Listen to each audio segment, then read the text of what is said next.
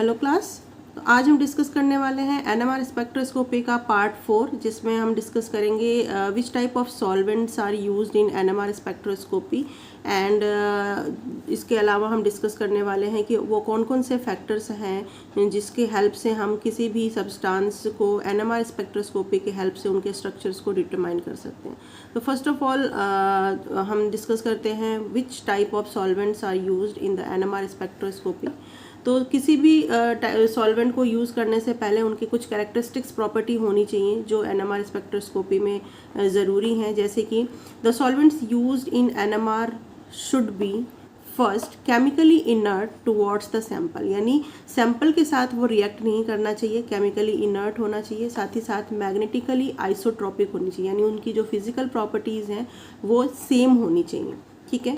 Second property होनी चाहिए solvent की कि it should be free from proton, proton free होना चाहिए। दैट मीन्स कि अगर सॉल्वेंट में प्रोटॉन होगा तो उस प्रोटॉन की वजह से भी हमें पीक्स मिलेंगी। इस वजह से जो सॉल्वेंट आप यूज़ करेंगे वो सॉल्वेंट प्रोटॉन फ्री होना चाहिए, यानी कि उस सॉल्वेंट में प्रोटॉन या हाइड्रोजन प्रेजेंट नहीं होना चाहिए। ठीक है।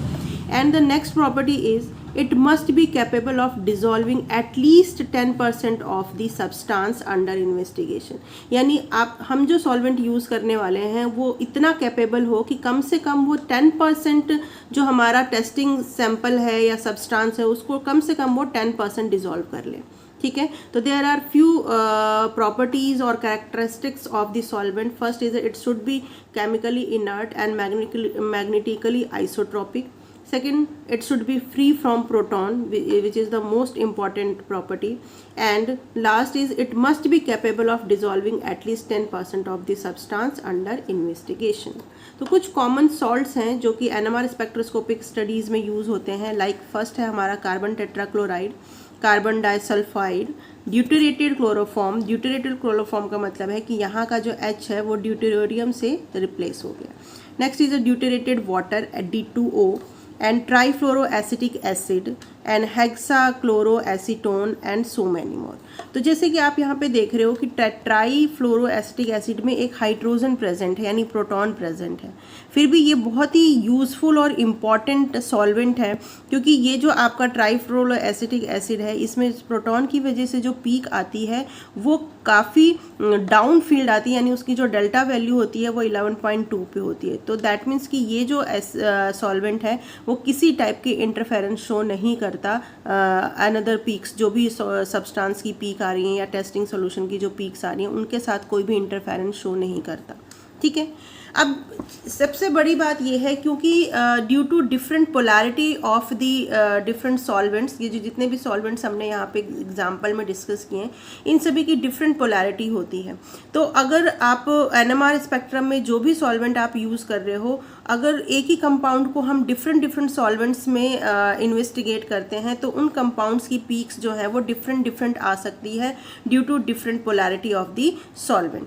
तो इसके लिए सबसे इम्पॉर्टेंट क्या है कि जब भी हम एनएमआर स्पेक्ट्रम की स्टडी करते हैं किसी भी सब्सटेंस की, तो उसके सॉल्वेंट को मेंशन करना बहुत ज़रूरी है कि किस सॉल्वेंट के प्रेजेंस में हम इन्वेस्टिगेशन कर रहे हैं, क्योंकि हो सकता है कि एक सॉल्वेंट के प्रेजेंस में आपकी पीक सपोज 7 पे आ रही है, वही पीक उसी सब्सटेंस की पीक दूसरे सॉल्वेंट के प्रेजेंस में सपोज 8 पे आ रही है।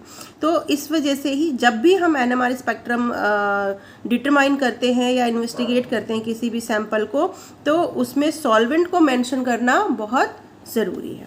और इसके अलावा कई बार क्या होता है कि जो हाइड्रोजन बॉन्डिंग है, सॉल्वेंट की वजह से जो हाइड्रोजन बॉन्डिंग फॉर्म होती है वो भी हमारे डेल्टा वैल्यू को, यानी पोजीशन ऑफ पीक्स को या केमिकल शिफ्ट को अफेक्ट कर देती है।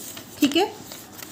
तो जैसे आपको बताया कि जो सॉल्वेंट को मेंशन करना बहुत ज़रूरी है, इसके अलावा अभी बताया मैंने कि जो ट्राईफ्लोरोएसिटिक एसिड होते हैं it is a very useful solvent as its proton absorbs at very low field, that means delta is equal to 11.2 and hence does not interfere with the most of the spectra.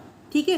क्योंकि इसमें एक आपका hydrogen present है जिसकी वजह से आपको peak मिलेगी, लेकिन वो जो पीक्स मिलती हैं वो डाउन फील्ड पे मिलती हैं। डाउन फील्ड का मतलब है कि जो डेल्टा वैल्यू है वो 10 से भी ऊपर चला जाता है 11.2, और 11.2 पे पीक आने की वजह से ये किसी और पीक्स को इंटरफेयर नहीं करती हैं। ठीक है, इसलिए इसको हम यूज़ करते हैं। और जनरली जो हमारा ट्राईफ्लोरो एसिटिक एसिड होता है वो हम एमीन के डिटर्मिनेशन के लिए यूज़ करते हैं।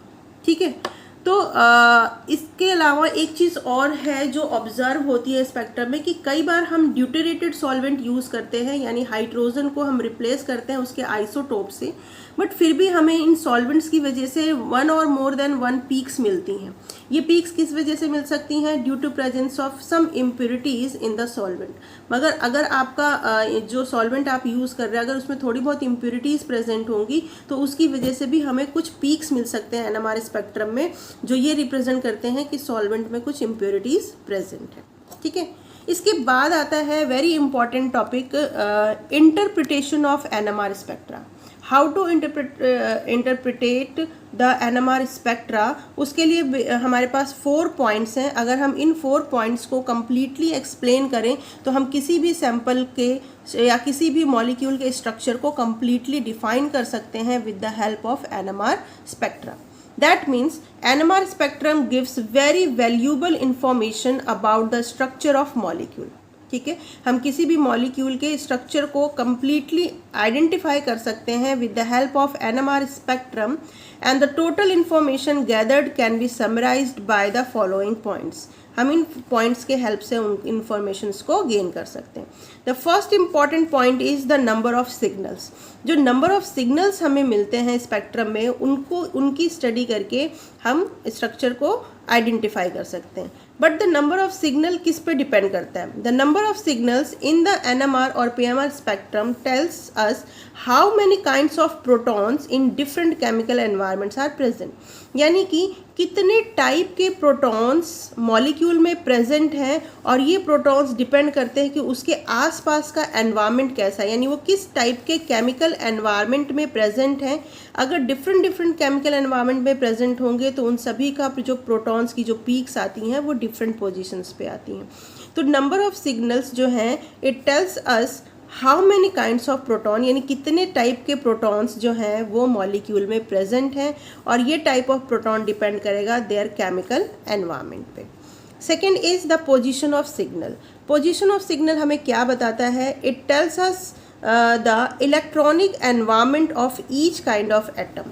यानी जो हमारा पोजीशन ऑफ सिग्नल है इस बेसिकली डिपेंड्स इसको हम केमिकल शिफ्ट भी बोल सकते हैं।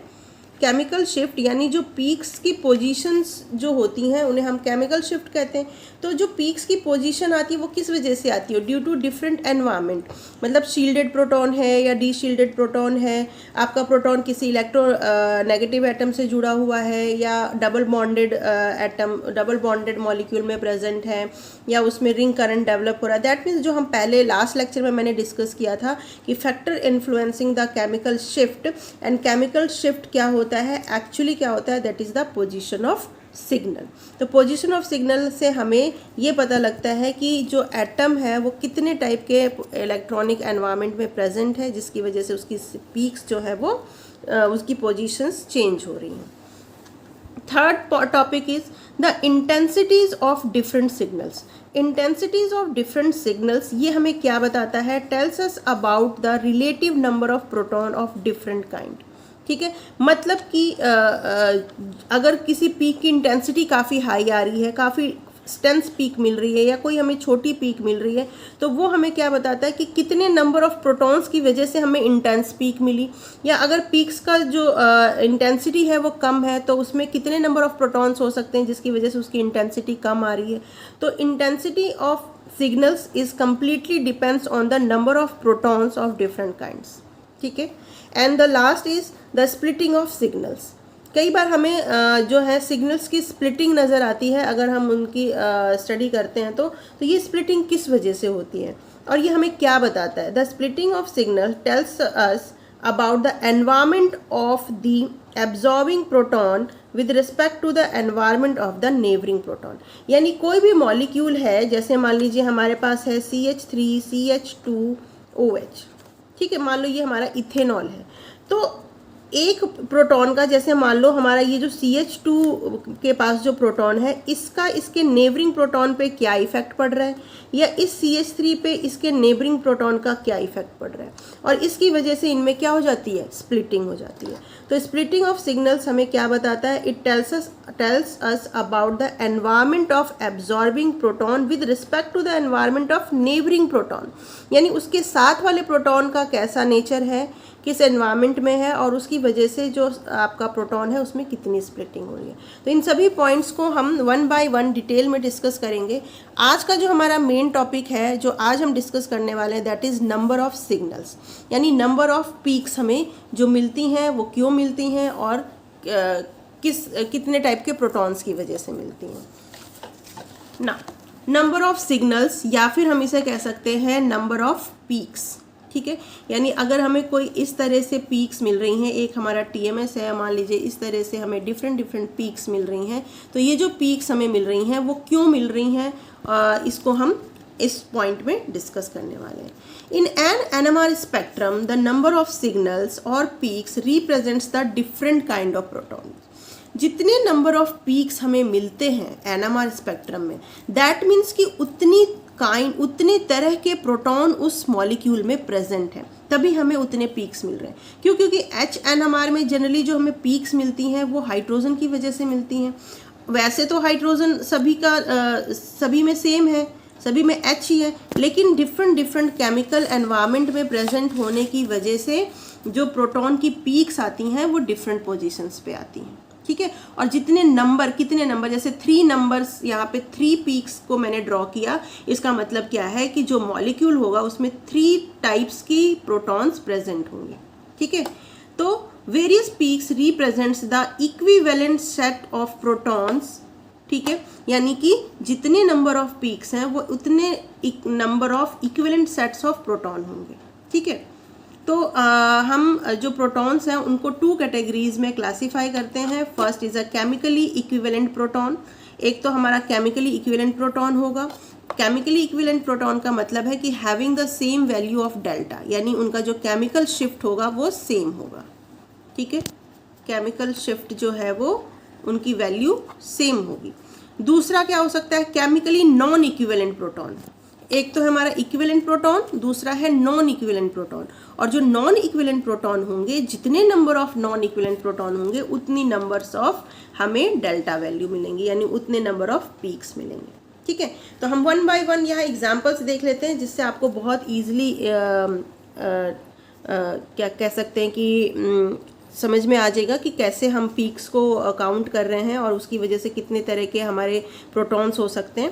तो जैसे हमारा फर्स्ट एग्जांपल है यहाँ पे इथेन, ठीक है। अगर हम इस इथेन मॉलिक्यूल को देखें तो जैसे हमारे पास एक है हमारा ये प्रोटॉन और दूसरा है ये प्रोटॉन। अगर आप इन दोनों का एनवायरनमेंट देखो तो CH3 अटैच्ड है अनदर CH3 से, वैसे ही ये CH3 जुड़ा हुआ है दूसरे CH3, यानी दोनों का एनवायरनमेंट जो है वो सेम है। तो यहाँ पे जो दोनों प्रोटॉन्स होंगे वो सेम नेचर के होंगे, यानी दोनों का जो केमिकल एनवायरनमेंट है वो सेम है। तो इस टाइम पे हमारे पास 6 प्रोटॉन्स हैं और इन 6 प्रोटॉन्स का जो केमिकल एनवायरनमेंट है, इनके आसपास का जो एनवायरनमेंट है वो इक्विवेलेंट है। दैट मीन्स कि it is a chemically equivalent protons. 6 के 6 प्रोटॉन्स जो हैं, 6 प्रोटॉन्स जो हैं वो केमिकली इक्विवेलेंट है, केमिकली इक्विवेलेंट है। और ये कैसे हैं, हम कैसे चेक कर सकते हैं वो हम बाद में देखेंगे। पहले यहाँ पे इससे देखने से ही पता लग रहा है कि जो दोनों CH3 हैं दोनों इक्विवेलेंट हैं, दैट मीन्स कि 6 प्रोटॉन्स आर केमिकली इक्विवेलेंट। तो हमें जो यहाँ पे पीक्स मिलेंगी वो सिंगल पीक मिलेगा, 6 प्रोटॉन्स की वजह से सिंगल पीक, ठीक है, जिसको हम A से रिप्रेजेंट कर रहे हैं। ऐसे ही अगर हम जैसे प्रोपेन में अगर हम यहाँ पे देखें तो CH3 और CH3, ये दोनों CH3 किससे जुड़े हुए हैं, CH2 से, ठीक है। तो अगर हम इनका केमिकल एनवायरनमेंट देखें तो this proton is connected to the CH2 and again these protons are connected to the CH2। That means कि आपका ये CH3 और इस CH3 दोनों का के जो प्रोटॉन्स हैं वो CH2 से कनेक्टेड है, यानी इन दोनों का केमिकल एनवायरनमेंट सेम है। और लेकिन जो CH2 है वो इधर CH3 से और इस तरफ भी CH3 से जुड़ा हुआ है, दैट मीन्स कि ये हमारा डिफरेंट प्रोटॉन है, ठीक है। तो यहाँ पे जो हमें पीक्स मिलेंगी, 6 प्रोटॉन्स जो हैं वो ए टाइप के प्रोटॉन्स हैं, यानी इनका केमिकल एनवायरनमेंट सेम है, और 2 प्रोटॉन्स जो हैं 2 प्रोटॉन्स उनका केमिकल नेचर अलग है, यानी एनवायरनमेंट अलग है। तो हमें जो यहाँ पे पीक्स मिलेंगी वो 2 टाइप्स की पीक्स मिलेंगी इस तरह से, ठीक है। तो इस तरह से हमें यहाँ पे पीक्स मिलने वाली हैं, ये डेल्टा वैल्यू हो गया, ठीक है। और इस तरह से हमें 2 पीक्स मिलेंगी, क्यों? क्योंकि हमारे पास यहाँ पे 2 काइंड्स ऑफ प्रोटॉन है। एक है हमारे 6 प्रोटॉन्स जिनको हमने ए से रिप्रेजेंट किया है, वो सेम नेचर के हैं, और एक है 2 प्रोटॉन्स जो हैं वो हमने उसको बी से रिप्रेजेंट किया है, वो डिफरेंट केमिकल एनवायरनमेंट में। अब नेक्स्ट है हमारा जैसे क्लोरोप्रोपेन। क्लोरोप्रोपेन में अगर आप ध्यान से देखो तो इसमें आपका CH3, CH2, CH2, Cl, ठीक है।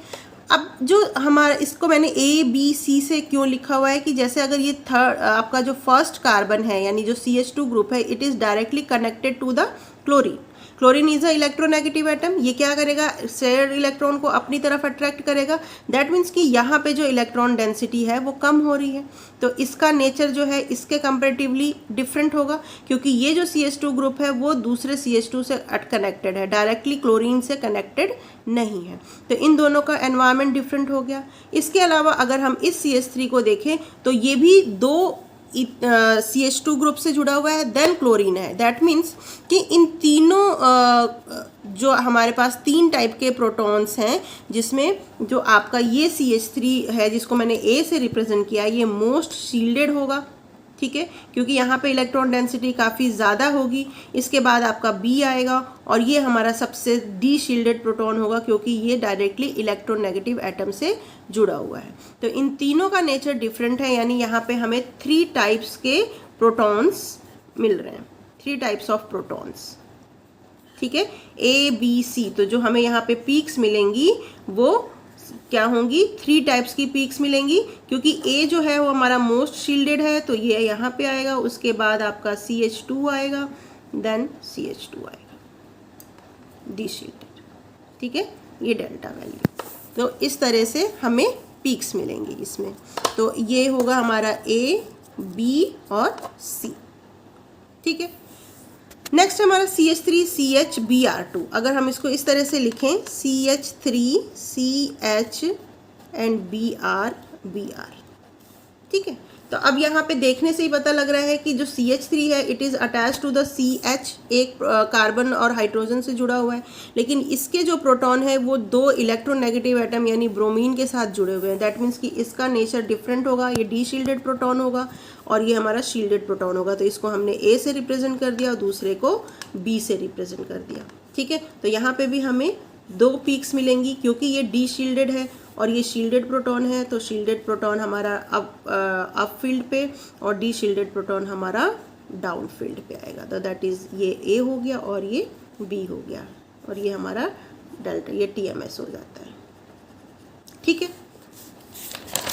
नेक्स्ट इसी तरह से हम अगर मान लो कि इस तरह से हमारा जो है ये एक हमारा मॉलिक्यूल है जिसमें साइनो ग्रुप जुड़ा हुआ है, साइनाइड ग्रुप जुड़ा हुआ है। तो यहाँ पे भी देखो कि ये दोनों का जो मिथाइल ग्रुप्स हैं वो दोनों CH ग्रुप से जुड़ा हुआ है, यानी इन दोनों का जो केमिकल एनवायरनमेंट है वो सेम है। तो ये दोनों A टाइप के प्रोटॉन होंगे, सेम प्रोटॉन होंगे, बट ये वाला प्रोटॉन जो होगा वो B टाइप का, यानी यहाँ पे हमें 2 टाइप्स के प्रोटॉन्स मिल रहे हैं, 2 types of protons A and B, ठीक है। अब अगर हमारे पास मान लीजिए कोई साइक्लिक कंपाउंड है, साइक्लिक कंपाउंड लाइक साइक्लोप्रोपेन, तो इसमें जो हमारे पास 3 हाइड्रोजन है वो अबव द प्लेन है और 3 हाइड्रोजन जो है वो बिलो द प्लेन है। तो अगर हम इन सभी को देखें तो आप देखो सभी जो हाइड्रोजन है, अगर अबव द प्लेन वाले को देखें तो इन सभी का जो इंटरएक्शन है यानी आसपास का जो एनवायरनमेंट है वो सेम है। इसी तरह से जो बिलो द प्लेन है इनका एनवायरनमेंट भी सेम है, यानी कि ये सभी हाइड्रोजन जो है वो A टाइप के ऊपर वाले तो हमारे A टाइप के प्रोटॉन हैं, तो ये सारे ही A टाइप के प्रोटॉन होंगे, ठीक है। तो यहाँ पे जो हमें मिलेगा वो 1 टाइप का प्रोटॉन मिलेगा, ठीक है। नेक्स्ट अब यहाँ पे देखते हैं, यहाँ पे जो है मैंने एक H को रिप्लेस कर दिया मिथाइल ग्रुप के साथ, हाइड्रोजन को रिप्लेस कर दिया मिथाइल ग्रुप के साथ, तो ये हो गया हमारा मिथाइल साइक्लोप्रोपेन, मिथाइल साइक्लोप्रोपेन। अब यहाँ पे अगर हम बात करें कि अबव द प्लेन पे जो हाइड्रोजन प्रेजेंट हैं, अगर हम इसको, तो मैंने CH3 को अलग एक A दे दिया क्योंकि इसका एनवायरनमेंट बिल्कुल डिफरेंट है, क्योंकि ये मिथाइल ग्रुप है, बाकी सारे हाइड्रोजन हैं, CH2 है, ठीक है। तो अगर आप अबव द प्लेन अगर इस हाइड्रोजन को देखें तो इसके साथ में सिस पोजिशन पे मिथाइल ग्रुप है, ठीक है, और नीचे की तरफ हाइड्रोजन है। सिमिलरली इस हाइड्रोजन की बात करें तो इसके साथ भी इंटरेक्शन में आपका मिथाइल ग्रुप है, यानी सिस पोजीशन पे ऊपर की तरफ हमारा मिथाइल ग्रुप है और नीचे की तरफ हाइड्रोजन है। यानी ये दोनों जो हाइड्रोजन है, इन दोनों का जो केमिकल एनवायरनमेंट है वो सेम है, तो इसको C से रिप्रेजेंट कर दिया। ये है। नीचे वाला जो प्रोटॉन है, इस प्रोटॉन का अगर आप बात करो तो नीचे जो है इनका इंटरेक्शन तो हाइड्रोजन के साथ हो रहा है, यहाँ पे भी इंटरेक्शन हाइड्रोजन के साथ हो रहा है, लेकिन ऊपर की तरफ क्या जुड़ा हुआ है, मिथाइल ग्रुप। दैट मीन्स कि ये बिल्कुल डिफरेंट टाइप का आपका एक प्रोटॉन हो गया B। चौथा, ये जो हाइड्रोजन है जो बिलो द प्लेन है, अगर इनकी बात करें तो इंटरेक्शन तो इनका नीचे हाइड्रोजन की तरफ हो रहा है और ऊपर किसकी तरफ हो रहा है, ऊपर भी हाइड्रोजन से हो रहा है। दैट मीन्स कि ये 4th टाइप के प्रोटॉन हो गए। तो हमारे पास यहाँ पे 4 टाइप ऑफ प्रोटॉन्स हैं, 4 टाइप्स ऑफ प्रोटॉन। एक तो हमारा CH3 है ही है, ये A हो गया, ठीक है। दूसरा जो ये आपका H है, जो एक तरफ तो CH3 से इंटरेक्ट कर रहा है, मतलब इसके साथ में CH3 है और नीचे H है, तो दूसरा ये हो गया C। B क्या है, जिसमें ऊपर की तरफ तो CH3 है लेकिन नीचे की तरफ H है, तो B ये हो गया। और D कौन से हो गए, जिसमें दोनों तरफ H है। तो हमारे पास 4 तरह के प्रोटॉन्स हो गए, यानी हमें यहाँ पे 4 पीक्स मिलेंगे। तो 4 नंबर ऑफ पीक्स मिल रहे हैं, इसका मतलब इसमें 4 टाइप के प्रोटॉन्स प्रेजेंट हैं। अगर बेंजीन की बात करें तो बेंजीन में सारे प्रोटॉन्स जो हैं वो केमिकली इक्विवेलेंट होंगे, तो यहाँ हमें सिर्फ एक सिंगल पीक मिलेगा, यानी इन सभी प्रोटॉन्स की वजह से एक सिंगल पीक मिलेगा, ठीक है, क्योंकि सारे प्रोटॉन्स का केमिकल एनवायरनमेंट सेम है।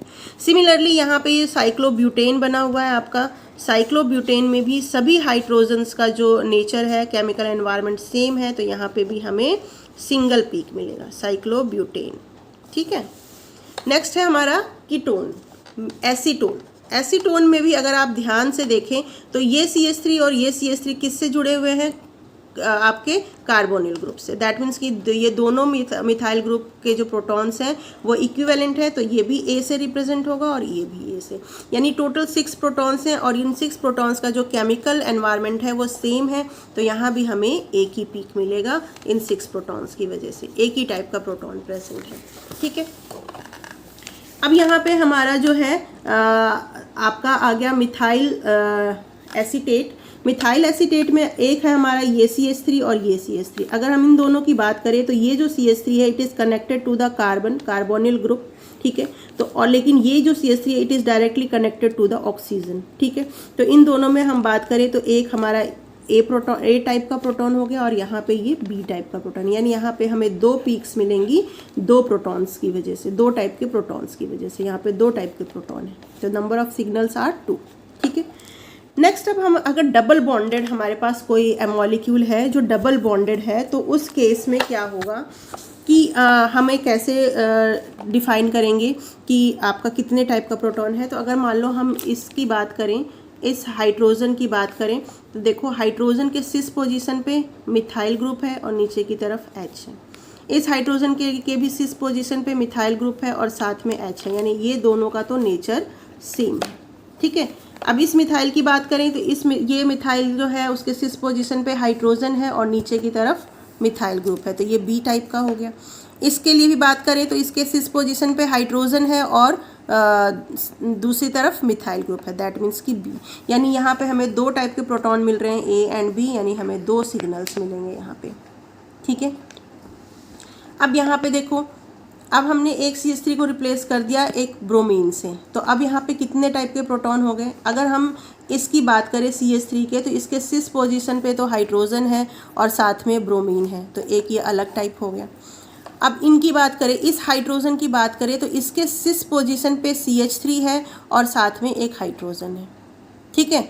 और अगर लेकिन इस हाइड्रोजन की बात करें तो इस हाइड्रोजन के सिस पोजीशन पे क्या है, ब्रोमीन। इसके सिस पोजीशन पे मिथाइल ग्रुप था, लेकिन इसके सिस पोजीशन पे क्या है, ब्रोमीन। दैट मीन्स कि इन दोनों का केमिकल एनवायरनमेंट चेंज हो गया।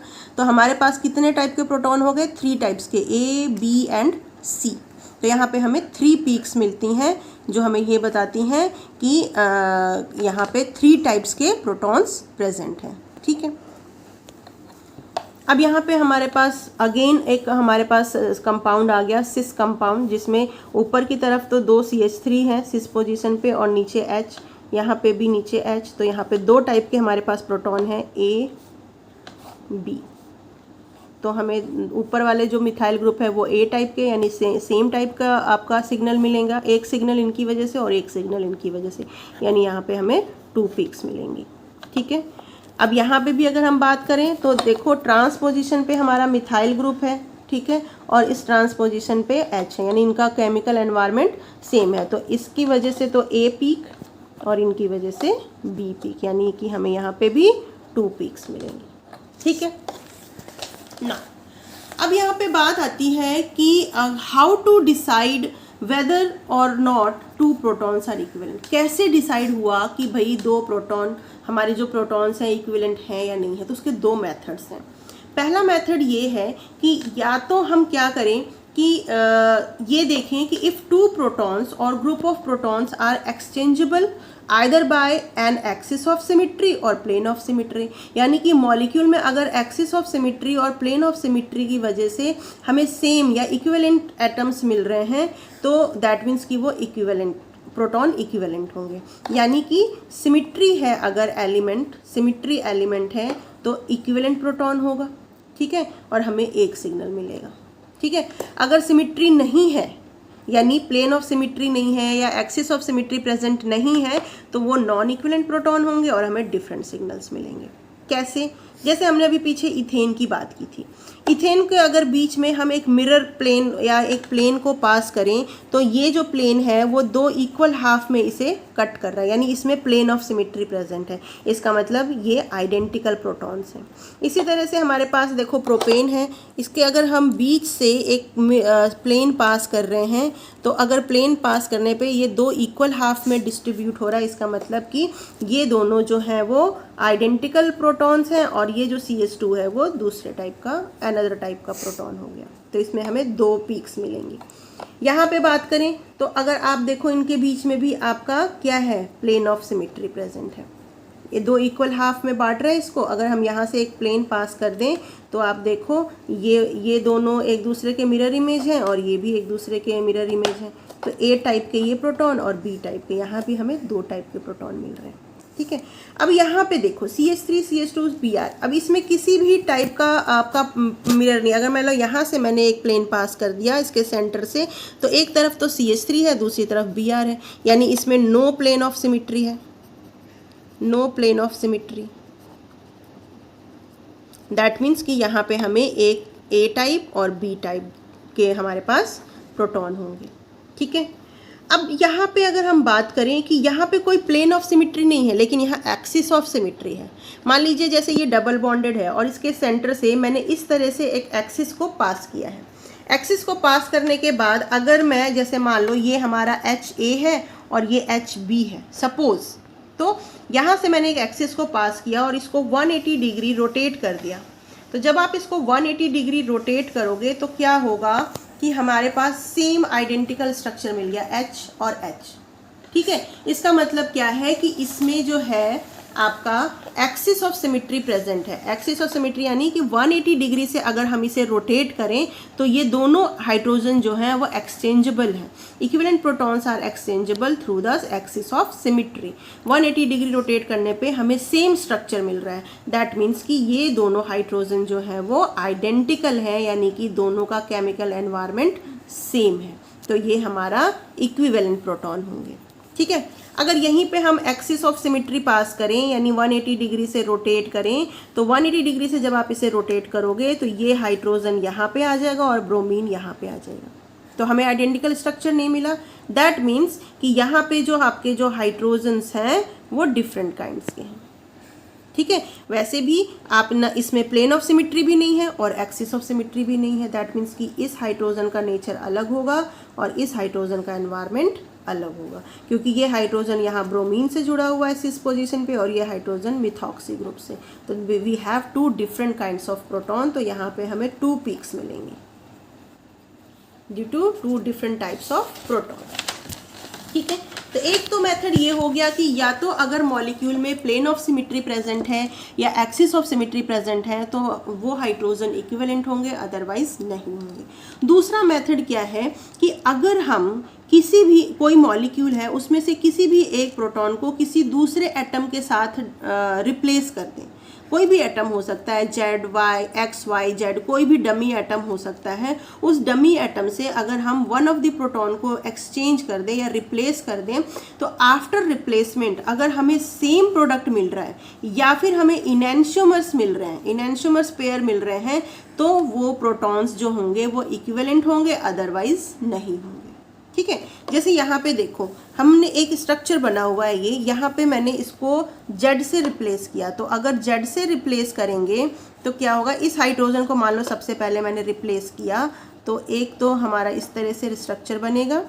ठीक है, तो इस जेड को मैंने रिप्लेस कर स्ट्रक्चर को रिप्लेस कर दिया और ये हमारा ये हो गया इस तरह से। ठीक है, अब दूसरे टाइम ये हमारा फर्स्ट रिप्लेसमेंट था, that is the first replacement.